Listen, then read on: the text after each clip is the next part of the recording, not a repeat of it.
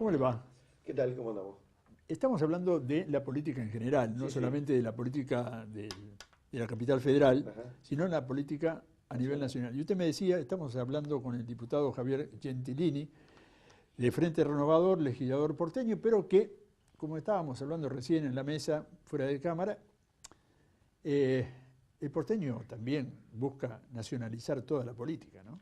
Sí, sí, se tiende a pensar muy nacionalmente en el ámbito de la ciudad de Buenos Aires. Eso no quiere decir que no haya problemas de orden local o municipal, como lo denominábamos antes. Después le voy a preguntar alguno. Claro, que no vayan a impactar. Lo que pasa es que tienen que impactar fuerte, digamos. Ujú. Tienen que ser una cosa que realmente toque o afecte intereses muy inmediatos en lo que hace la vida cotidiana. Ejemplo, si el subte no anda, es obvio que el millón Perdón, de perdón, perdón. usuarios del subte. Alguien puso algo en mi teléfono que no es este mi sonido, les pido mil perdones, pero lo vamos a apagar en este momento y vamos Es, a continuar es de a la la misma manera. carga eso, ¿eh? Sí, sí, a A la la carga me carga de parece que caballería y creo que norteamericana si no le pifio.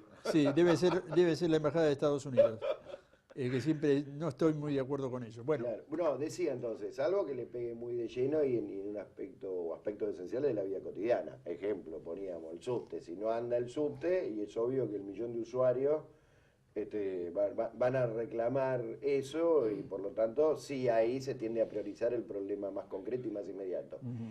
Pero si no es así, si no es así, O el de las motos. sí, o cualquier tema que afecte fuertemente, Ujú. digo. Se tiende a pensar la política desde el orden nacional en la ciudad de Buenos Aires. Ujú. Lo cual, como también decía antes, en parte es bueno, porque, digamos, todo arranca desde el punto de vista político a partir del orden nacional. Es decir, si nosotros viéramos, no sé, rápidamente una cuestión de orden local, por ejemplo, la situación social y económica de los sectores más rezagados que en general viven en Ujú. la zona sur de la ciudad de Buenos Aires, Comuna 8, Ujú. Comuna 4, y que, bueno, hay que resolver una serie de cosas que hay que hacerlo desde la ciudad, el tema de la salud pública, el tema de la vivienda, el tema de la seguridad, pero el tema social y económico propiamente Ujú. dicho no lo podemos resolver de la ciudad de Buenos Ujú. Aires y se resuelve nacionalmente, ¿se entiende? Entonces, entonces es bueno que se piense y se elabore en términos nacionales. La ciudad en ese sentido lo hace. Yo creo que desde el punto de vista, si se quiere, más político partidario o al respecto de los colores, justamente creo que las dos últimas gestiones, independientemente del acierto o no, en lo que hace a, bueno, qué es lo que concretamente trabajaba el gobierno de la Ciudad de Buenos Aires y eso de qué manera beneficiaba o no a los porteños, en una gran parte de la ciudadanía de acá de la capital federal primó mucho más la cuestión de que el PRO, Ujú. luego Cambiemos o Ujú. Macri, era o expresado de alguna manera la antinomia más directa al kirchnerismo, me parece que eso se priorizó mucho. Entonces, El Frente Renovador, sí. ¿está con el peronismo o está fuera del peronismo? Es interesantísima la pregunta, porque en realidad el Frente Renovador mayormente se nutre de Ujú. componentes de origen peronista. Podemos decir que la mayoría de sus integrantes son de origen y desarrollo Ujú. peronista. Ujú. Hay casos emblemáticos, ¿no? Desde ya. Pero eso no quiere decir que también no participen expresiones de otra extracción.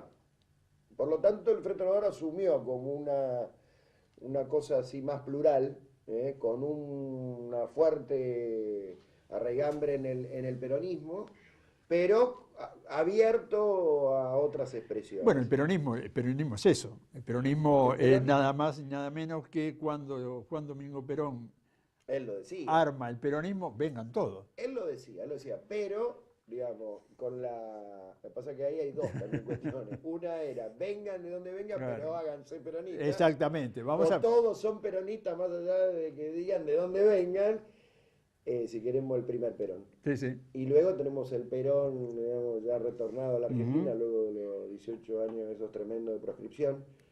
donde ahí, digamos, los límites del peronismo, desde el punto de vista partidario, para él ya no son importantes y entonces da ese mensaje fuerte de unidad nacional que se expresó para mí en dos gestos, digamos, muy trascendentes. El abrazo por un lado con Balbín y por el otro, cuando él cambia la apotegma de para un peronista no hay nada mejor que otro peronista, por el de para un argentino no hay nada mejor que otro argentino. Entonces, esto también es muy importante, porque además hay otra cosa vertebral en el peronismo desde el punto de vista doctrinario. Hay varias, pero esta es una de ellas, que es primero la patria, luego el movimiento, luego los hombres. Entonces, cuando se antepone el valor patriótico de la nación o los intereses nacionales al del propio espacio político, ahí se está dando claramente en el clavo. Así que por eso nunca jamás uno, si piensa bien en términos esencial y sustancialmente peronistas, no debería reducirse al tema del PJ.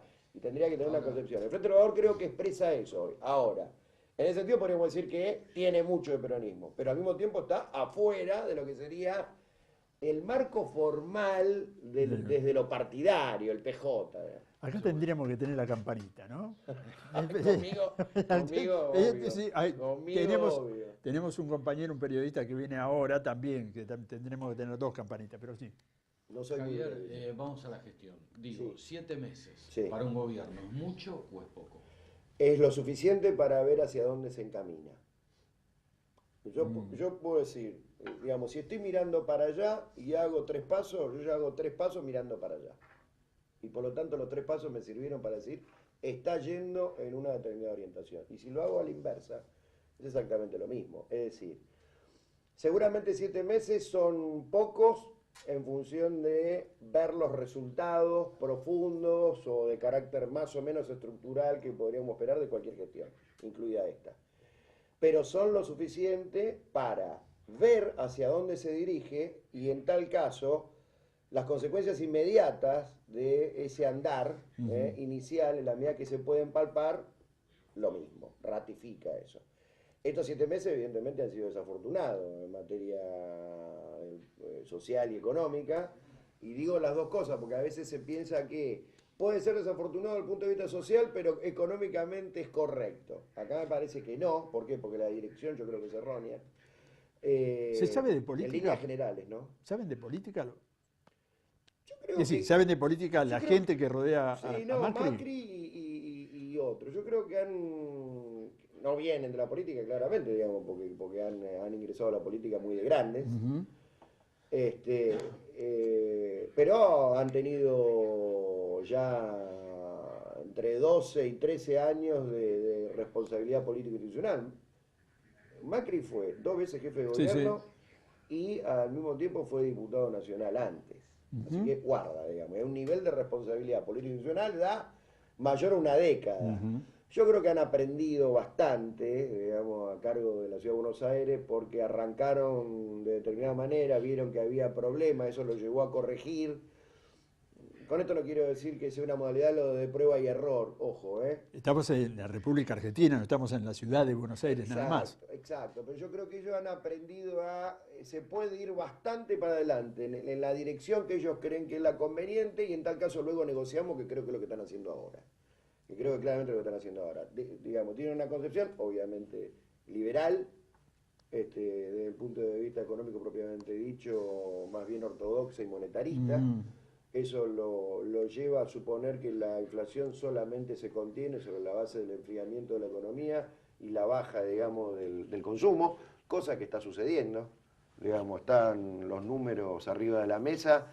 Hay un 7% de caída en las ventas de supermercados, lo cual habla de los bienes de la canasta familiar, donde los que tienen una demanda menos elástica, es decir, aquellos que son más imprescindibles para la vida cotidiana, están en ese orden. Y después tenemos por arriba el 10%, cosas que uno podría decir que también son para la vida cotidiana, pero son indispensables para no morirse de hambre, como puede ser, qué sé yo, el detergente de tal marca o de tal otra. No hablemos de electrodomésticos, ahí llega el asunto, llega al 20% o más. Yo lo vi discutir a usted muchísimo por las tarifas. ¿Por qué?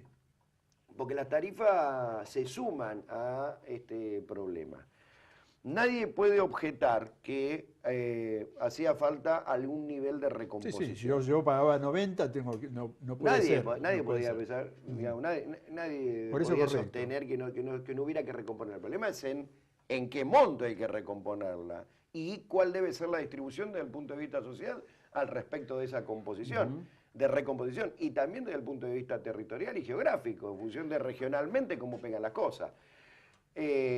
Acá el aumento ha sido exorbitante, que claro... Tenemos cauteleres por todos lados. Pero por todos lados, entonces ahí viene bien lo que vos señalabas al respecto de si entienden o no de política. Bueno, evidentemente yo creo que ahí puede haber un exceso de confianza propia, en el sentido de vamos a ir por acá, vamos a producir un gran cimbronazo, y en tal caso luego negociamos. Eso es claramente de tradición empresarial. Claro. Eso es de tradición empresarial. Gentilini por ahí... Di Ancona. Si por ahí entiende, lo va a entender precisamente, el pescado, dicen en Sicilia, se come de a trozos. Porque quien se come el pescado de golpe, una espina lo atraviesa y se puede morir. Se puede morir, lo mismo que tratar de meterse un pollo entero en la boca, digamos. Va a ser muy difícil esto. Entonces, pero hay dos cosas ahí, ¿eh? Una, la dirección. La dirección es de contención de la inflación en fin de este año, principio del año que viene, para mostrarla, o promediando el año que viene, porque ya la cosa se va alargando, para mostrar resultados en función de lo electoral, porque recordemos que la inflación en Argentina es la serpiente de 1000 cabezas, Es la serpiente de 1000 cabezas. ¿Por qué? Porque la gente, digamos, sufre la inestabilidad y la alteración de los precios como el peor drama, a sabiendas de que pierde poder adquisitivo. Entonces, es como que uno viene cayendo por la escalera. Cuando llega un descanso, que sería la contención inflacionaria, es como que se alivia y se afloja y tiende a ser, digamos, más... receptivo a las políticas del que lo está llevando adelante. Ejemplo, Menem Cavallo, digamos, en el año 91, Cavallo se hizo cargo del Ministerio de Economía, Menem venía en una situación complicada de los 2 primeros años de gobierno, y en 2 meses duplicó la intención de voto y tuvimos la elección que tuvimos en el 91. Después, pero, las consecuencias, ¿no? Es buen legislador, componente, porque compone por un lado y por el otro. Pero acá tenemos un problema serio que creo que se va a dar a partir del mes próximo con la recomposición de la Confederación General de Trabajo, es decir, la CGT, donde el movimiento obrero ahora está como acariciando por un lado, dando permisos por otros, pero ya las bases, una vez que esté formado el movimiento obrero, es decir, conformado en sí, ya no van a poder contener. ¿Por qué? Porque los salarios no están acordes con Totalmente. Con la inflación. Ahí es donde viene el tema del enfriamiento de la economía, la pérdida de capacidad adquisitiva y por ende la caída de la actividad. Y luego los precios deberían seguir esa tendencia y acomodarse a la baja o no seguir aumentando. Pero esto sobre el costo y el esfuerzo y concretamente pérdidas que en el plano de la vida cotidiana sufren los sectores del trabajo, formalizados. Por un lado, los no formalizados, ni hablar, los que están en negro, que hay un montón, ni hablar, y del sector medio para abajo, guarda, digo, las clases medias también afectadas en este sentido. Esa clase media que votó al macrismo. Exactamente, que es la espuma, que hoy no será la base social propia del macrismo, pero sí fue la espuma electoral. Pero la espuma, ¿qué pasa con la espuma? Y la espuma se diluye. Se diluye, digamos. Esto va a tener algún tipo de traducción electoral en el que viene con total seguridad. ¿Dónde están ustedes trabajando? Bueno, nosotros entendemos que somos la mejor alternativa desde el punto de vista político, programático que tiene el país. Obviamente somos respetuosos de la gobernabilidad de la República y por lo tanto hemos definido un perfil que me parece que Sergio Massa lo lleva muy bien a la práctica siempre, que es el de oposición constructiva. Es decir, nosotros aquellas cosas que son beneficiosas para el país y que hacen a la gobernabilidad y más teniendo en cuenta, digamos, pocos meses de gestión, lo vamos a apoyar. Seguramente tratando de modificar y corregir como lo hicimos con las dos... con las 2 leyes más importantes que nosotros hemos acompañado, los 2 paquetes legislativos que hemos acompañado. Pero después vamos a ser absolutamente contundentes en señalar aquello que está mal y que entendemos que dañan los intereses nacionales y populares, ¿no? Los renovadores. En esto, Javier, ¿qué escenario ves? Hablaste del 2017, digo, Yo veo... ¿qué escenario ves? O sea, ¿cambiemos Frente Renovador o cambiemos kirchnerismo? O lo que quede. Al macrismo le interesaría fundamentalmente que sea cambiemos Frente para la Victoria o kirchnerismo. El problema es que hay producto de, obviamente, la impericia y todo el desaguisado, digamos, que ha dejado el kirchnerismo básicamente, digamos, expuesto patéticamente por los casos de corrupción que están sobre la mesa. Eso ha ido perdiendo la capacidad de confrontación política con el oficialismo, algo que quizás era impensado hace 6, 7 meses. Hoy, luego de este tiempo y de todo lo que se ha visto multiplicado en escenas patéticas, vuelvo a repetir, a través de todos los medios masivos de comunicación, esto han diluido la capacidad política de lo que conocíamos como kirchnerismo o más o menos. Claro, yo creo que se ha caído ahí. Eso para mí se ha caído, obviamente van a quedar elementos residuales o ciertas inercias, pero... Los residuales que van a cruzar el charco. Digamos, lo que han perdido es la capacidad de hegemonizar conjuntamente al macrismo el escenario político. Digamos, acá se había generado un minué, le digo yo, desde hace años, que era absolutamente útil para ambas partes. Digamos, el kirchnerismo había definido como su principal contrincante y lo tenía de partener a Macri y el PRO.